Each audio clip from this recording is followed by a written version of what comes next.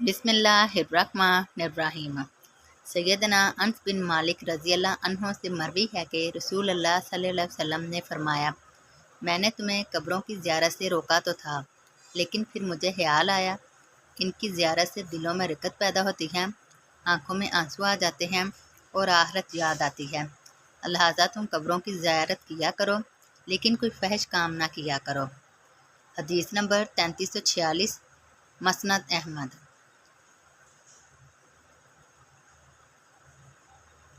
सैयदना अब्दुल्ला बिन अब्बास रज़ी अल्लाह अन्हुमा से रवायत है, वो कहते हैं कि रसूल अल्लाह सल्लल्लाहु अलैहि वसल्लम ने कब्रों की ज़ियारत करने वाली औरतों, कब्रों को सजदा गाह बनाने वालों और कब्रों पर चिराग जलाने वालों पर लानत की है। हदीस नंबर 3348, मसनद अहमद।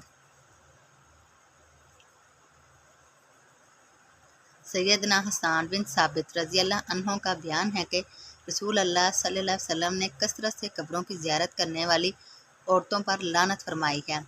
हदीस नंबर 3349, मसनद अहमद। सैयदना अबू हुरैरा रज़ी अल्लाह अन्हों से रवायत है कि रसूल अल्लाह सल्लल्लाहु अलैहि वसल्लम ने कसरत से कब्रों की ज़ियारत करने वाली औरतों पर लानत की है।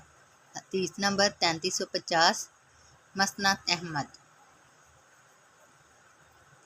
सैयदना बरीदा असलमी रज़ी अल्लाह अन्हों से रवायत है कि जब वो लोग कब्रस्तान की तरफ जाते तो आप सल्लल्लाहु अलैहि वसल्लम इनको ये दुआ पढ़ने की तालीम देते थे, ऐ इन घरों वालों, मोमिनों और मुसलमानों, तुम पर सलामती हो, हम भी इंशाअल्लाह तुमसे मिलने वाले हैं।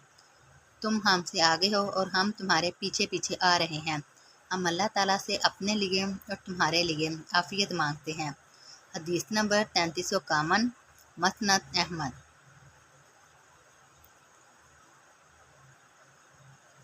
सैयदना अबू हुरैरा रज़ी अल्लाह अन्हो का बयान है कि नबी करीम सल्लल्लाहु अलैहि वसल्लम एक कब्रस्तान में तशरीफ़ ले गए और इनको सलाम कहते हुए ये दुआ पढ़ी, इस घर के साहिब ईमान लोगो, तुम पर सलामती हो, इंशाअल्लाह हम भी तुम्हें मिलने वाले हैं।